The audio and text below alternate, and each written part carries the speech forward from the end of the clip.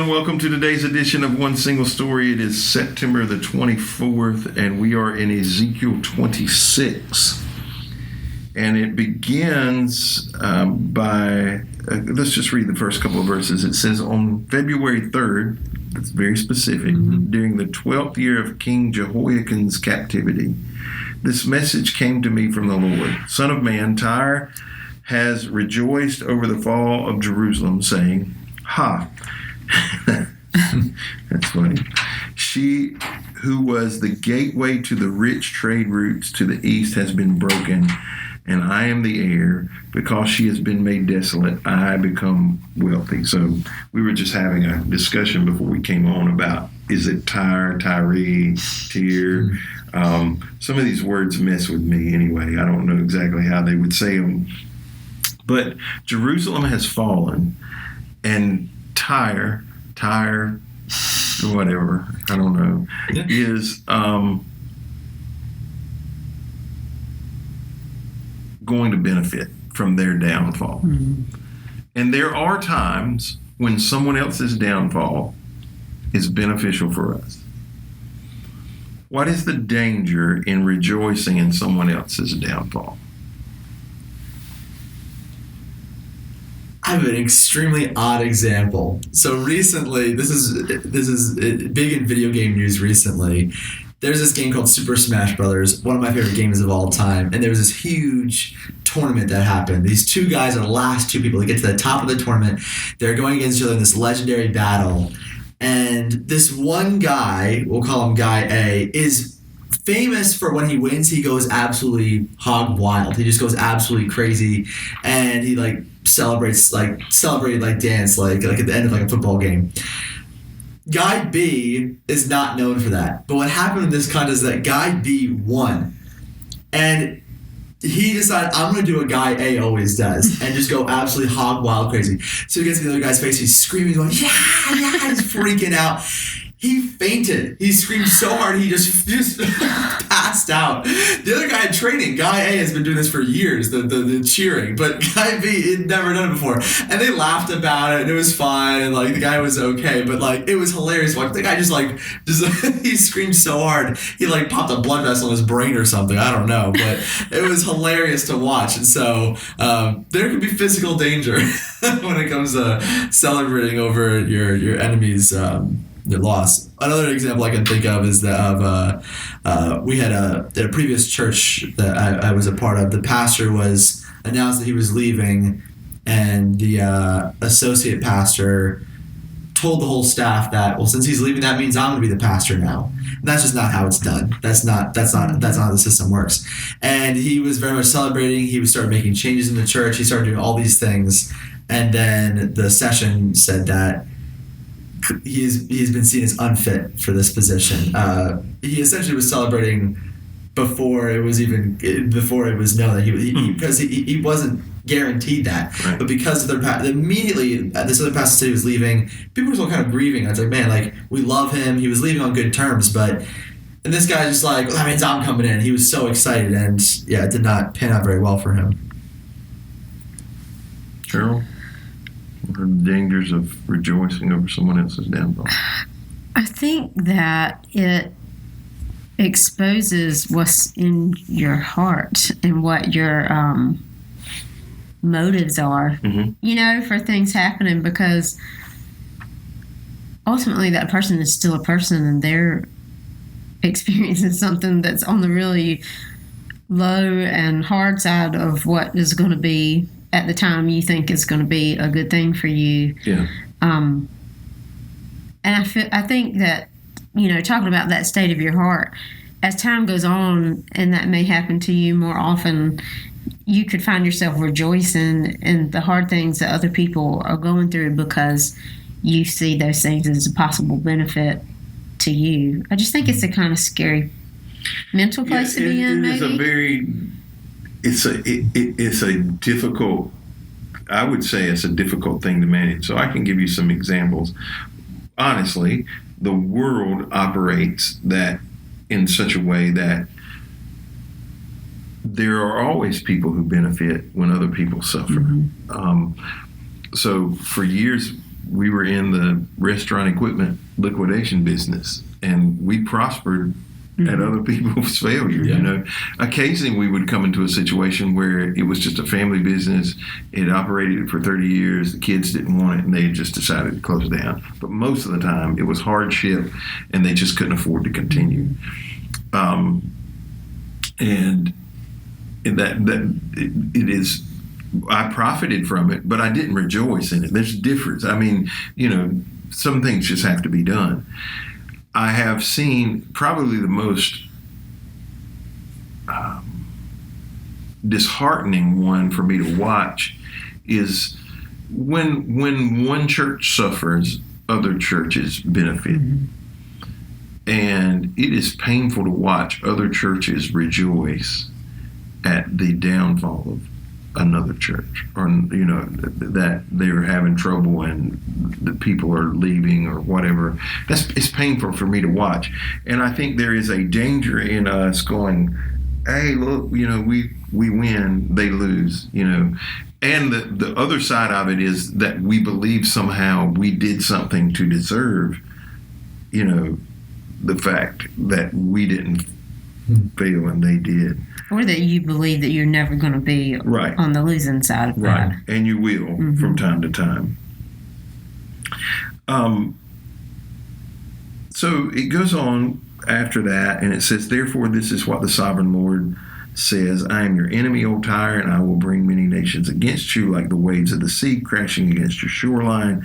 They will destroy the walls of Tyre and tear down its towers. I will scrape away the soil and make it a bare rock. It will be just like a rock in the sea, a place for fishermen to spread their nets. For I have spoken, says the sovereign Lord. Tyre will become the prey of many nations, and its mainland villages will be destroyed by the sword. Then they will know that I am the Lord. This is what the sovereign Lord says. From the north, I will bring King Nebuchadnezzar of Babylon against Tyre. He is the king of kings, and brings his horses, chariots, charioteers, and great army. First he will destroy your mainland villages, then he will attack you by building an siege wall, constructing a ramp, and raising a roof of shields against you. He will pound your walls with battering rams and demolish your towers with sledgehammers. The hoofs of his horses will choke the city with dust. The noise of the charioteers and chariot wheels will shake your walls as they storm through your broken gates. His horsemen will trample through every street in the city. They will butcher your people with your strong pillars. I mean, it just goes on to tell exactly what's going to be done. The question that I had about this part is, I mean, we see this as the judgment of God. God's extracting judgment on them. How do you determine when something is the judgment of God, a season of time, or just poor decisions?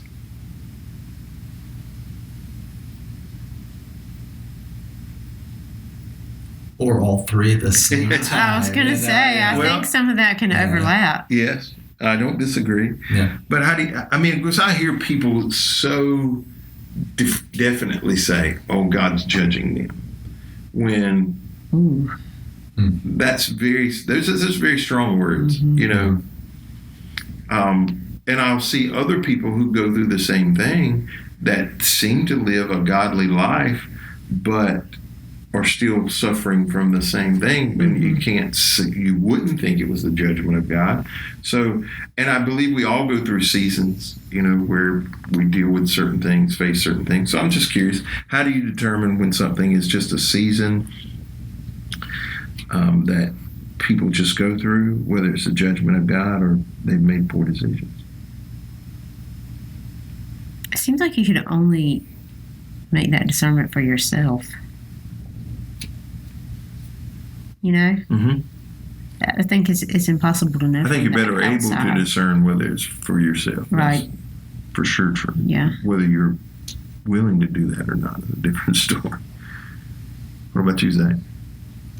I don't know. I haven't learned how to figure that out, I guess, yet. But like you were saying, if it's happening to me, I'm like, oh, it just must be a season. Is that happening to somebody else? Yeah, it's judgment. No. Do you ever I'm see, not like that. I've never just said curious, that. I'm not looking for a specific example. Yeah. Have you ever seen something happen and you go, that is the judgment of God, or thought that it was? don't know that I've ever thought it was judgment so much as I felt like it was a consequence of the choices. Mm-hmm. Yeah. I think I'd agree with that. Okay. So it says, this is what the sovereign Lord says to Tyre, beginning verse 15. The whole coastline will tremble at the sound of your fall as the screams of the wounded echo in the continuing slaughter. All the seaport rulers will step down from their thrones and take off their royal robes and beautiful clothing. They will sit on the ground, trembling with horror at your destruction.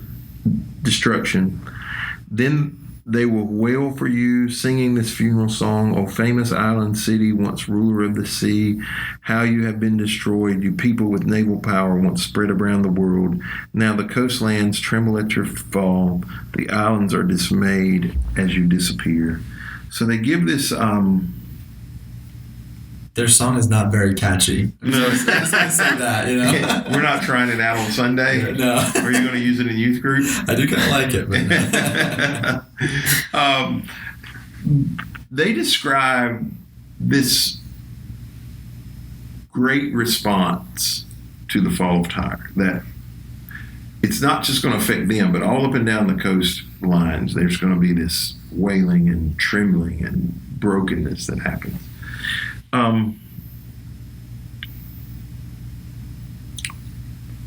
What are some of the effects when something great or someone great falls? What are some of the tremors, the fingers that go out? What are some of the effects when somebody great or something great fails? it's interesting to see just from Tyre's response to the fall of a great nation to these other nations or these other cities reacting to Tyre's fall. The reaction is completely different. You know, one is happy and others are grieving over the loss of Tyre. I think the same can be true of leaders nowadays or great nations nowadays. There was a movie that we're watching recently with Tom Hanks. I can't remember the name of the movie right now, but he's in a airport. And it's based on a true story. This guy, he's from another country. He comes to America just to visit New York for a day, and then he's going to go back. But his country, Terminal, is that what it's I think it's called Terminal, yeah. And his country is there's a coup that happens, and now the country that he came from no longer exists. And so he doesn't have he legally can't be in America anymore, and he can't legally go back home, and so he has to stay in this airport. He stays there for, I think it's like 16 months in the movie, and so he just lives in this airport. This guy just lives in this airport. The true story, the guy was there for I think 14 years. He lived in an airport in France. In the movie, it takes place in America. In real life, it was actually an airport in France. Wow. It was based on a true story, and this guy and the reaction that he has is like it's like horrified that his country is gone, his homeland is gone, that these leaders, these rulers, you can see the impact it has on the world, even just for a small country. But even like nowadays, and we can see you can see different reactions from different people in different countries who say oh yeah, well they deserve this when someone loses a ruler, or even the assassinations of our presidents. Some people that he celebrated at the assassinations of our presidents, whereas for others it brought so much turmoil. And dear Heavenly Father, can you imagine what it would be like today with social media? Oh gosh, yeah. So it's, the amount of reactions you can have can be so drastically different, but it does have a big effect either way. No matter what side you're on, the loss of a nation, a ruler, these people who have impact. Can do a lot of damage or good. Sure. What are some of the effects when something great or someone great falls? For people who weren't directly affected by that leader, or who were on the outside and wanted to be on the inside, I think it's often rejoicing. I think the people that were directly affected by them often feel fear, because we can easily put someone on a pedestal and think that they're indestructible, that they're always right, that they have lots of favor, and then when something like that happens, I mean, you even see it happen in churches. like the mega churches that they call them. And people, I think a lot of people feel a real sense of fear because they thought that could never happen to that person. And it makes them afraid of what else could happen as a result to them personally, I think. So have either of you ever grieved over when someone, and I think it's more someone than something, when someone fell from grace, when their life just came apart, has it ever caused you to grieve or to feel massive disappointment? I won't say names, but I can think of one person in the Christian sphere who I had met when I was working with Caleb, and they had done some things had come out about them that were pretty bad, and I was just shocked to hear about it, and it tainted a lot of tainted some relationships and things that because it's like, gosh, knowing this now, it's like I grieved over because I'm like, gosh, it's horrible this happened, and you feel bad for everyone that's involved and who's been hurt by this, that person ended up working to make things better and apologize, and as now has been shown a lot of grace and has come back after a long time, but at the time when things came out about it, it was almost like an emergency. At Caleb, we talk about, well, how are we going to talk about this? Like, what statements we're going to make, and everyone's just trying to react to it because it's like some of us knew this person, and so it can have a pretty awful effect because sometimes you look up to this person, you respect them, you think they can do no wrong, and everyone can do wrong. Yeah, I typically am not overly surprised. I'm often disappointed and hurt and grieved, because of the effects that I know those things have. But in particular, and I wouldn't use their name, but there was one in particular that had a significant influence on my life, that I read a lot of what they wrote. I had been in some circles where they were, and then some horrible things came out about them, and I was still to this day, I'm still disappointed, that, and the struggle that you have is you begin to second guess what happens with the typical person is they begin to second guess everything that person might have said and the influence they had on their life, and that doesn't make all of those things bad. It just means the person had some situations in their life that were unhealthy. It finishes out by saying, I will send you to the pit to join those who descended there long ago. Your city will lie in ruins, buried beneath the earth, like those in the pit who have entered the world of the dead. You will have no place of respect here in the land of the living. I will bring you to a terrible end, and you will exist no more. You will be looked for, but you will never again be found. I, the sovereign Lord, have spoken. So he basically says they're going to be annihilated, never to exist again. This is what we'll know about them. Why do some things, right or wrong, seem to last forever and stand the test of time, while other things are obliterated and never heard of again? Why? They weren't the only evil country, evil city. Why do some seem to make it through and some don't? Do you mean like the legacy? Legacy, endurance,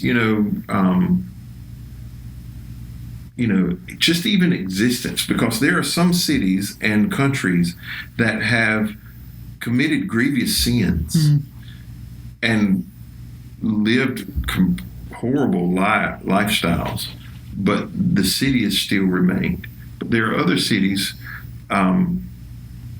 Pompeii would be one. That's an easy one for me to point to where I've visited. It just doesn't exist anymore. It's gone. Tyre is another one. It doesn't exist anymore. It's gone, decimated. And I'm just wondering, like this is the truth is you can't answer fully this question, why some survive and some don't. I was just curious, in your mind, why do you think some make it through without the severity of punishment that others do? I don't have any more of an answer to that than I do that you see the same thing happen in people's lives. Yeah. That you just wonder. And it's not that I don't think that there never will be punishment, because obviously there will, but, the people you see who are living horribly. Yeah, one person loses their reputation, the other person doesn't seem like it, or one person goes to jail, the other person seems to get mercy. Escapes, yeah. God only knows. I think of, I guess the example I think of is like, God does whatever he wants. He can use Tyre as an example for us, even nowadays. The dangers of like celebrating the deaths of these people, the enslavement of these people. And I even think of like nowadays, like people in power, like we talk a lot about like cancel culture, people being canceled, things like that. There's someone who comes to mind who's committed a few like criminal acts, but they still have not been like canceled. Like they have a movie that's supposed to be coming out, and the movie just keeps getting pushed back. And the joke is that they're like, they should just like cancel this movie, but they put like I think $300 million into making this movie, and like the main star is like on the run. He's done all these like criminal acts. He's assaulted people. He's kidnapped somebody, and yet the movie is still. I don't know if you've heard about this. Ezra Miller. So he's playing the Flash, and superhero. And the movie, they just keep pushing it back. They have it done, but they want us to release the movie because they spent so much money on it. They can't just let it die. And the studio has said nothing about him because he's worth so much to them because of this movie. Well, cancel culture is one of those things where people cheer over the failure of others. Yeah. The thing about it is, if let's just say a movie gets canceled, it doesn't just affect whoever Ezra Miller is. I have no idea, by the way. Yeah. It affects all the other actors in that movie. It affects all the people who make movies, all the stockholders in the movie company. It's not just he suffers for it, there's a lot of fallout to it. So yeah. The movie studio has like a purpose for Ezra Miller, and that's why they haven't canceled him. And I feel like with God has a purpose for why Tyre was taken down, but not Babylon for so long. Why he continued to use Babylon, even though they were doing evil. And so God even more so because he is perfect. He's got a plan far greater than we could ever imagine. He has things in place, and the reason why he does things the way he does. I think there's a lot we can learn just from this passage. Good. You want to close this in prayer? Sure. Lord, I just thank you for this time that we have together. God, I just pray that as we look at the actions of Tyre, Lord, I pray, God, that when we see people fail, Lord, we would not allow it to just bolster us up or make us feel better about ourselves, God, but that you would give us loving hearts, hearts like Christ's, God. I pray, Lord, that we would seek to help those who are in trouble. I pray, God, that you would just help us to grieve with others, the loss that others may be experiencing, God. I pray, Lord, that you would just help us to be empathetic to those who hurt and help us realize, God, that in all things, God, you are in control. We just pray that we glorify you. So we pray this all in Jesus' name. Amen.